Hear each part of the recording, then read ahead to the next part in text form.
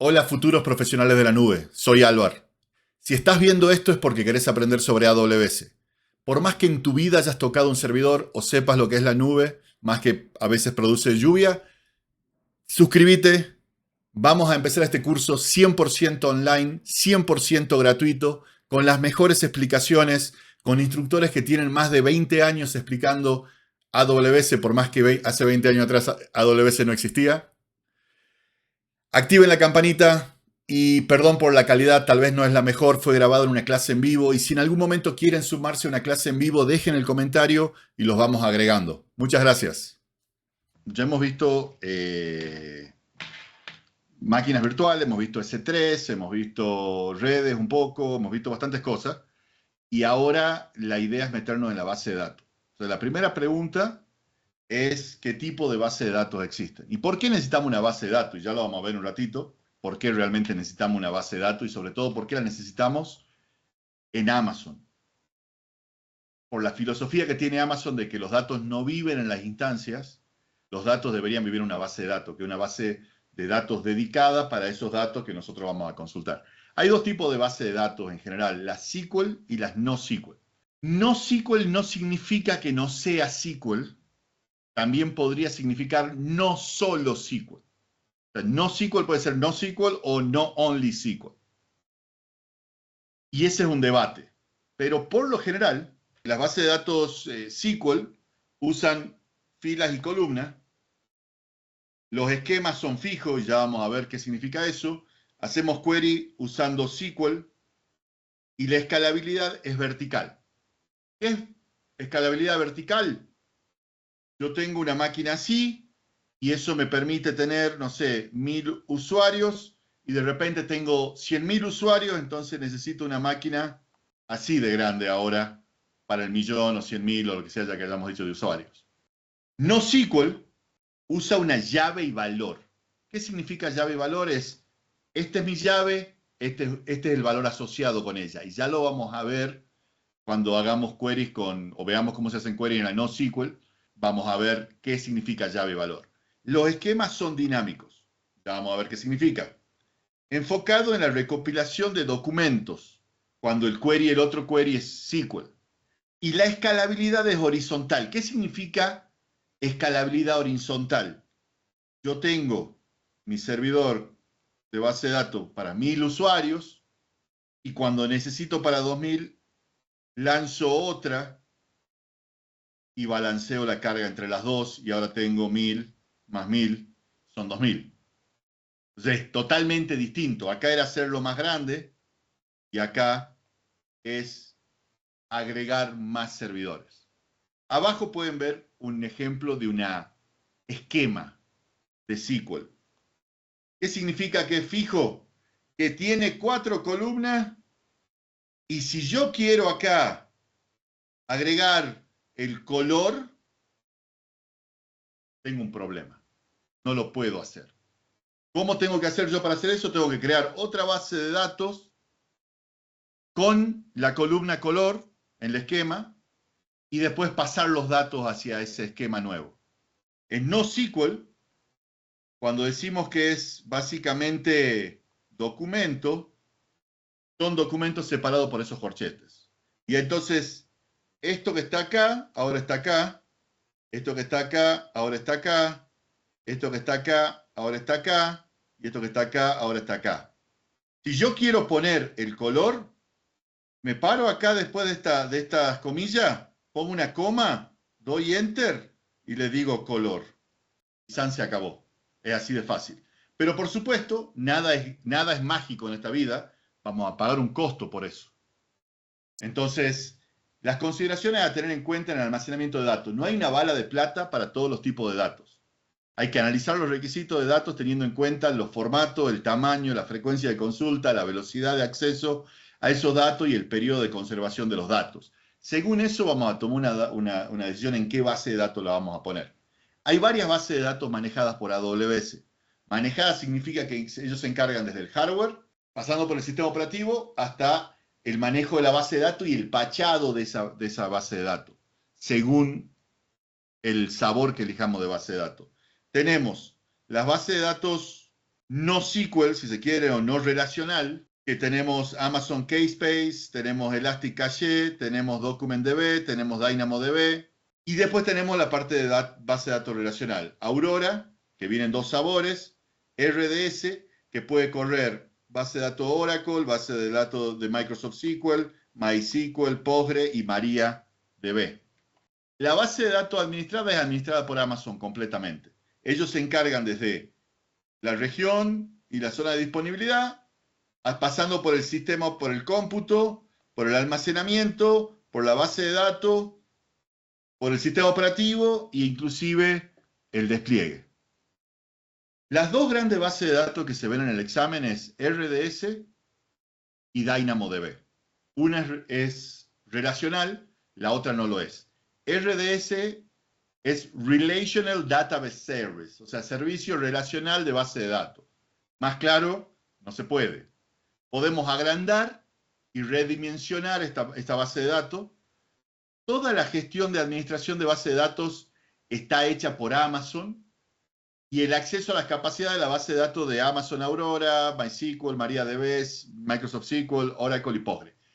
¿Qué significa esa tarea de administración? Bueno, los backups, los snapshots, la optimización, todo eso lo hace Amazon. Hay compañías que dicen que antes necesitaban un DBA, un Database Administrator, cada 100 bases de datos. Y ahora tienen un DBA cada 1000 bases de datos, porque todo lo demás está manejado por Amazon. Entonces tiene un costo, pero al mismo tiempo te ayuda a que puedas optimizar el trabajo. RDS es fácil de implementar, una llamada API o un lanzamiento desde la consola, y es básicamente, si yo estuviese lanzando Postgre o MySQL, ¿yo qué haría primero? Busco la computadora, pongo el sistema operativo, después del sistema operativo instalo la base de datos, después de la base de datos doy formato, elijo el backup, todo lo demás. Con AWS es una llamada API y vos terminás con la base de datos lista para conectarte, crear el esquema y empezar a escribir. Es compatible con las aplicaciones que ya podés llegar a tener corriendo sobre Postgre, MySQL, SQL, Aurora, bueno, Oracle y MariaDB. Es seguro y pagás por lo que usás. Y las copias de seguridad, tenés copia de seguridad automática, vos le podés decir cada cierto tiempo, toma un backup completo y después toma diferenciales y podemos volver a un punto en el tiempo. Es totalmente configurable, a más backup más vamos a pagar, a menos backup menos vamos a pagar. Vienen predeterminadamente habilitados, pero creo que no me acuerdo si tomaban uno por día y te lo mantenía por 35 días. Y después, vos si querés tomar más snapshot o más copia de seguridad, lo podés hacer. Y después vos podés tomar un snapshot en cualquier momento. Entonces, por ejemplo, que yo tengo un schedule acá que toma un backup cada, no sé, 15 minutos, y al minuto 12 yo necesito hacer un cambio grande en la base de datos, entonces tomo un snapshot manual. Esos snapshots se almacenan en S3 y no se borran hasta que yo no lo borro. Acá no cuentan los 35 días. ¿Sí? Lo automático se borra cada 35 días, lo manual queda en S3. Al mismo tiempo yo puedo mover snapshot entre regiones. Entonces, Consulta, Albert. sí, El snapshot ese manual que te genera el S3 el espacio, sí, por ende te está generando un cobras, cargo. sí, pagás por ese almacenamiento por el tiempo que dure ese snapshot. O sea, ese puede ser el causante de una subida de unos billing. Podría ser que alguien habilitó algo que no sabía también, ¿no? O sea, Bien. pero sí, me fijaría en eso.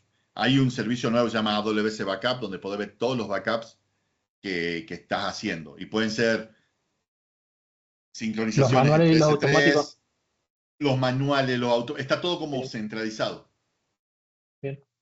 para hacer un solo punto de vista. Entonces, vos podés tomar un snapshot en S3 y después moverlo a otro S3 como copia de seguridad, por ejemplo, o moverlo a otro más. Y después, eventualmente, a ese snapshot vos lo podés recuperar dentro de RDS y la base de datos está levantada. Obviamente no es tiempo real ni mucho menos, pero por ejemplo que queramos lanzar nuestro sitio web en otro país, podríamos hacerlo tranquilamente. La seguridad de la RDS. RDS vive dentro de una VPC. ¿Qué significa vivir dentro de una VPC? Que tiene todas las protecciones de las redes que habíamos visto. Tiene Security Group, tiene Network ACL, tienes que tener una ruta hacia el Internet Gateway. Todas esas capas van a proteger nuestra RDS. Al mismo tiempo, yo puedo tener políticas de IAM para conceder acceso a los recursos de RDS. Acá hay que hacer una salvedad. No es lo mismo acceso a la base de datos que lanzar o borrar una base de datos de RDS. O sea, Amazon y IAM maneja el acceso a lanzar, borrar, tomar snapshot, lo que ustedes quieran hacer sobre la RDS al nivel de Amazon son los permisos de IAM. Después, los permisos de base de datos normales, generales, son los que manejan el acceso a la base de datos. No es lo mismo. Obviamente podemos usar SSL para las comunicaciones, también podemos usar encriptado de RDS para las instantáneas y para las instancias, y también podemos usar TDE, por ejemplo, que es Transparent Data Encryption, dentro de Oracle DB y Microsoft SQL, que básicamente nos permite cifrar los datos, pero que sean transparentes para la gente que tiene permiso a la base de datos. Maneja la parte de cifrado automáticamente. ¿Qué es una arquitectura de aplicación sencilla? Ustedes fíjense que si yo hago la división acá, esta es una Z, una zona de disponibilidad, y esta es otra. Y esta obviamente está dentro de esta AZ. Entonces, el balanceador de carga, que ya vamos a ver con más detalle qué es altamente disponible. Es un servicio regional, porque está en más de una Z. Yo acá tengo dos servidores, uno en cada zona de disponibilidad, conectado al balanceador de carga, y los dos están conectados a mi base de datos. ¿Tengo un solo punto de fallo en esta arquitectura? Sí, esto. Esto vive en una sola zona de disponibilidad. Pero porque SQL necesita que yo escriba siempre sobre el mismo nodo, y en un solo nodo, a no ser que tenga bases de datos hiper avanzadas como, no sé, Oracle RAC, que me permite tener dos máster, pero que es un problemón tener dos máster, siempre vamos a tener un solo máster en SQL. Y acá yo tomo la instantánea a S3 y obviamente S3 está en más de una zona de disponibilidad, ¿no? ¿Cómo puedo mejorar esa arquitectura de aplicación? Bueno, ahora sí tenemos dos zonas de disponibilidad y entonces soy más altamente disponible, pero sigo teniendo el problema que teníamos con SQL. Yo siempre tengo que escribir, no siempre tengo que leer de la misma base de datos, pero siempre tengo que escribir en el mismo nodo de base de datos. Entonces tengo la Z1 y la Z2, el balanceador está en el medio, todas están conectadas al balanceador, entonces si alguien pide algo, va al balanceador y el balanceador da la información y todas las máquinas tienen conexión a mi base de datos principal. Y esto, bueno, esto es una secundaria, está ahí por las dudas y está ahí para otras cuestiones también. Entonces, ¿qué significa? Por ejemplo, supónganse que ustedes quieren escalar verticalmente, o sea, tienen, no sé, 1 millón de visitas más, entonces empiezan a agregar máquinas virtuales. Eso es fácil, porque una vez que la máquina booteó, se comunica con el balanceador y le dice estoy listo, y así sucesivamente. Esa es la parte fácil. Y cada una de ellas puede tener un script para conectarse a la base de datos. Pero si yo quiero agrandar la M, la principal, yo le puedo decir a RDS, ¿sabes qué? No necesito 2 CPU y 64 de RAM. Necesito 18 CPU y 500 terabytes de RAM. Si yo cambio el servidor acá abajo, esto se va a caer. Entonces, ¿qué hace RDS? Agranda la secundaria primero automáticamente, la promueve a principal a través de DNS, o sea que el script no cambió de la conexión de esta máquina virtual a la principal, simplemente el servidor de DNS dice cuando vienen los requests, va al DNS y va a ir a esta hora en vez de ir a la primaria. Entonces, la secundaria pasa a ser primaria, la primaria pasa a ser secundaria, se vuelve a agrandar la secundaria y quedan las dos sincronizadas de nuevo. Si se cae una zona de disponibilidad, podemos también promover la secundaria a la principal. Si la queremos achicar es lo mismo. Si vamos a tomar un backup, lo tomamos de la secundaria para minimizar el cargo sobre la primaria. ¿Por qué? Porque es la única donde yo puedo escribir, entonces tengo que protegerla lo que más pueda. Entonces, siempre hay que supervisar el uso de memoria y de CPU y el almacenamiento. No va a escalar automáticamente. Yo le puedo dar parámetros de auto-scaling y puedo llamar a RDS, pero no es algo eficiente, no es algo que vaya a funcionar automáticamente. Tiene que ser un poco de mi trabajo. Tenemos que tomar, por ejemplo, la copia de seguridad cuando no hay escritura dentro de lo posible. Para aumentar la capacidad de una base de datos podemos cambiar a una S2 o a una instancia que tenga más IOPS, entrada y salida por segundo, ¿sí? Y también tenemos que tener en cuenta que los datos, los DNS, tienen que estar bastante bajos en el time to live, que es el tiempo que yo cacheo mis requests de DNS para que no tome más de 30 segundos hacer ese caída, ese cambio entre base de datos 1 y base de datos 1.1, ¿no? Suplente. Y siempre hay que probar el failover de la base de datos por las dudas. DynamoDB es totalmente distinto. DynamoDB, como habíamos visto anteriormente en RDS, nos ahorraba instalar el sistema operativo y el sistema de base de datos y loguearnos por primera vez.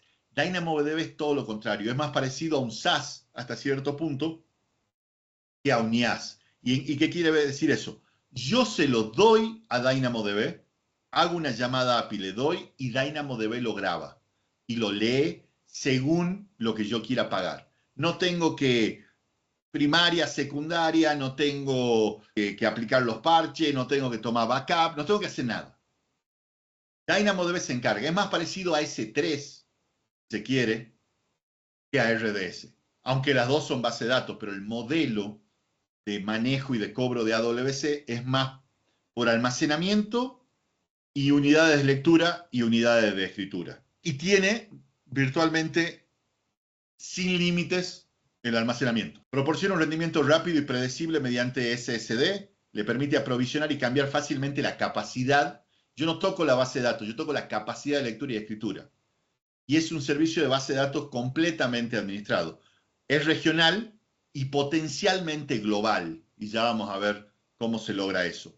Yo no me preocupo de nada. Yo hago una llamada API, se escribe el dato, hago otra llamada API, lee el dato. ¿Cómo es el modelo de datos de DynamoDB? Bueno, tenemos una tabla que se llama música, por ejemplo. Y tenemos ítems dentro de esa música. Y tenemos artista, song, title, álbum, año, género, color de la portada, lo que ustedes quieran. Y eso se llaman atributos, que son básicamente las llaves y valor de la que hablábamos. Y ya vamos a ver a qué me refiero. Yo puedo asignar llaves primarias y llaves secundarias o de acomodación, básicamente, para hacer mi query. Y también puedo tener otro tipo de llaves según lo complicado que yo quiera hacer esto. Pero supónganse que yo diga, necesito los discos de Luis Miguel. Entonces yo tengo una partition key acá que es artista. Entonces le digo, todo lo que se llame en Luis Miguel, levanten la mano. Y estos 4 terminan siendo de Luismi. Ok. No me importa el título, pero por ahí yo lo que quiero es que lo ordene por año. Entonces yo designo a esta mi llave de acomodo. Y le digo, acomodámela del mayor al menor o del menor al mayor, como yo quiera. Mi respuesta va a ser todo esto acomodado como si fueran tablas pivotantes, donde todo es Luis Miguel y está ordenado por año. Es totalmente distinto a SQL, que cuando escribo un query es select from en la base de datos y entonces fíjate en tales columnas y y vas escribiendo una query larguísima. Entonces, ¿para qué sirve RDS?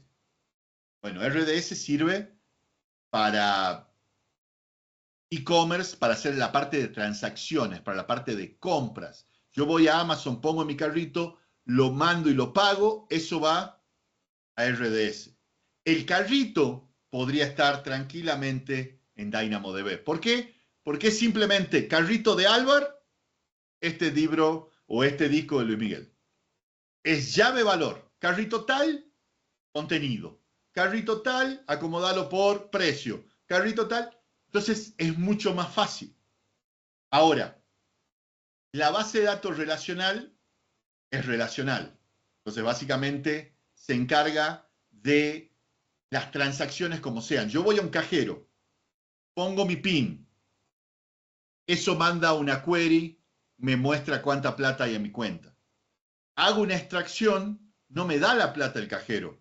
Primero escribe en la base de datos, que es una base de datos súper confiable, lenta en comparación con DynamoDB, pero súper confiable. Y una vez que lo escribió, vos sabés que eso no se va a perder. Los $100 que yo acabo de sacar del banco quedaron asentados. No hay forma que se pierda. En DynamoDB es totalmente distinto. No tiene esas protecciones. Entonces, para el carrito está bien DynamoDB. Para saber cuántas veces tocó la pelota Messi en un partido está bien DynamoDB. Si uso RDS para saber cuántas veces tocó la pelota Messi, es una locura usar una base de datos como esa para eso, que no es tan importante. Entonces, cuando es importante, tiene que dejar rastro y tiene que haber una transacción y tiene que haber consistencia, usamos base de datos relacionales. Cuando necesitamos datos rápido, temporalmente rápido, y que no importa si le erramos por poco, y ya vamos a ver por qué es eso también, usamos DynamoDB. ¿Cómo se paga DynamoDB? DynamoDB se paga, podemos hacerlo en estilo provisionado o on demand. Pues básicamente, ¿cuál es la diferencia? Bueno, provisionado yo digo, mira, yo necesito 100 unidades de lectura y 100 de escritura. Yo pago por eso por hora. Si yo recibo 50, yo pago por 100. Y si yo recibo 1000, los primeros 100 se van a procesar bien y los otros van a ser troleados o troteleados, como lo quieran decir, y lo vamos a hacer que espere a la próxima hora o a la próxima segundo o cuando se renueve mis créditos. Pero ¿cuál es lo que tiene? El costo por hora es más barato. El on demand, yo le digo, mirá, no quiero pagar más que esto. Y de ahí dale. Entonces, si no hay nadie, cero. Si entra gente, empieza a levantar y me empieza a cobrar. Pero el costo, mucho más caro. Entonces, cada uno usa lo que necesita. Si vamos a hacer escalabilidad, provisiones requiere que yo planifique o que manualmente agregue eso. Entonces, por ejemplo, si van a entrar 1.000.000 de personas a votar por el mejor cantante del programa yo manejo la aplicación de votos, en el momento que el conductor diga, bueno, ahora a votar, tengo que meterle millones de crédito por hora. Y a la hora, acordarme y apagarlo. On demand va a escalar automáticamente, pero hasta el doble del pico anterior en 30 minutos. ¿Qué significa? Que tampoco escala tan rápido. O sea, vos vas escalando y de repente llega la necesidad de escalar y tu escalabilidad va a ser basada en lo último que leyó. Y de ahí va a escalar y basado en lo último que leyó va a ir escalando, pero va a tener una demora, no va a ser lineal la escalabilidad. ¿En qué caso usarías cada uno? Si tengo tráfico constante, uso provisioned. Si no sé qué hay, si son tablas sin historial de uso o no tengo idea de la carga, uso on demand. Tiene sus pros y sus contras, hay que monitorear el provisioned, tenemos riesgo de que no hagan throttling si se excede la capacidad. En on demand se nos puede disparar el costo con cargas sostenidas altas. Una pregunta que siempre me hacen es, ¿y entonces DynamoDB y S3 son más o menos lo mismo? Álvaro, vos me has dicho que no tiene límite en la cantidad de archivos, ni Dynamo ni S3. Y los dos son medio una API, los dos permiten escritura y lectura. Ok.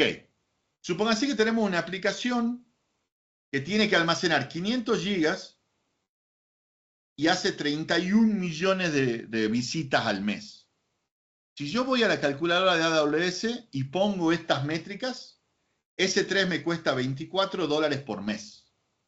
Dynamo me cuesta $150 por mes. ¿Por qué? Porque Dynamo está optimizado para lecturas y escrituras y no para cantidad de almacenamiento. S3 está optimizado para cantidad de almacenamiento, pero te penaliza en la lectura y en las escrituras. No es una base de datos, es un almacenamiento de bloque. Si nosotros llevamos la misma aplicación y en vez de 500 gigas le bajamos a 50 gigas, pero en vez de 31 millones de visitas al mes, tengo 315 millones de visitas al mes, S3 cuesta 127 por mes y Dynamo 24 por mes.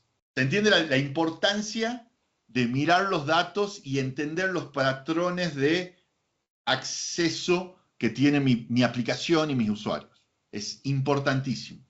Podemos romper el banco literalmente si hacemos algo mal. Porque si a esto lo llevamos a, no sé, 1 billón, 1.315 millones al mes, los costos se nos iría a una locura. Dynamo tal vez subiría $15, y porque todavía estoy pagando por los 50 gigas de acá arriba, que es caro para Dynamo, pero S3 se iría a miles de dólares.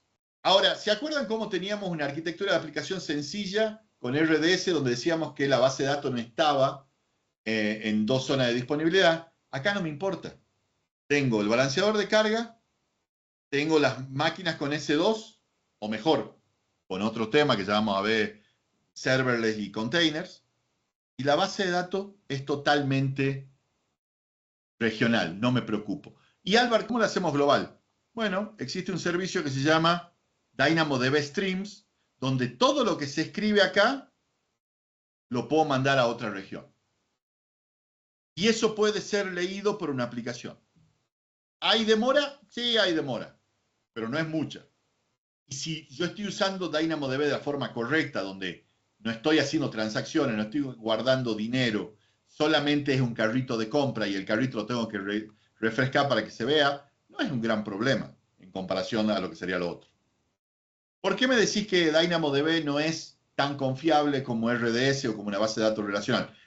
Porque no tiene ACID, que es un acronismo que habla de que es transaccional, que todo lo que se escribe se va escribiendo, los logs se escriben y todo espera confirmación de todo para decir, hey, esta transacción fue guardada. DynamoDB no tiene eso. Pero aparte, DynamoDB escala horizontalmente. Cuando yo escalo horizontalmente, yo puedo escribir acá y leer de acá. Entonces, esto es eventualmente consistente.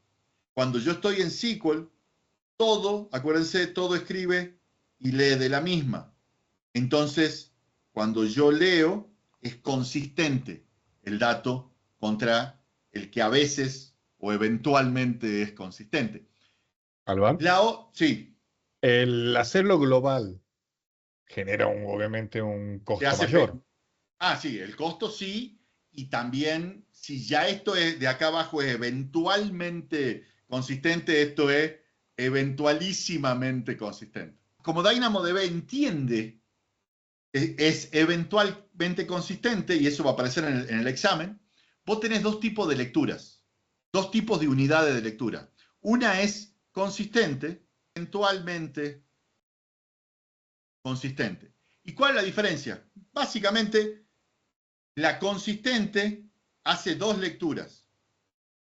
Esta y esta. Y te da el resultado. Y la eventualmente consistente hace una sola lectura y te dice esto es eventualmente consistente. ¿Cuál es la diferencia de precio? Esta cuesta 1 unidad y esta cuesta media unidad. O sea, básicamente la consistente son 2 llamadas y la otra es media o una sola llamada. Depende de cómo lo quieran ver. Bien, consideraciones. Si estamos buscando un servicio de base de datos relacional que no tenga mucha administración, RDS. Si estoy buscando una base de datos que pueda gestionar yo mismo, que pueda editarlo y hackearla y modificarla y usar una base de datos que no existe en RDS, por ejemplo, una base de datos SQL de otra marca, RoachDB, ok, usamos Miami con una S2. Y si quiero un servicio de base de datos no SQL rápido, altamente escalable, que no tenga ningún tipo de problema, que tenga encriptación, DynamoDB. Depende qué es lo que estamos buscando. Espero que les haya gustado el video. Todas las semanas vamos a postear una nueva clase hasta que terminemos este curso y después de eso vamos a empezar con el curso de Architecting on AWS, que es el que te prepara para la certificación de AWS. Completamente gratis. Y si se quieren sumar a ese cohort, suscríbanse, denle a la campanita y pongan un comentario y nos ponemos en contacto. Muchas gracias.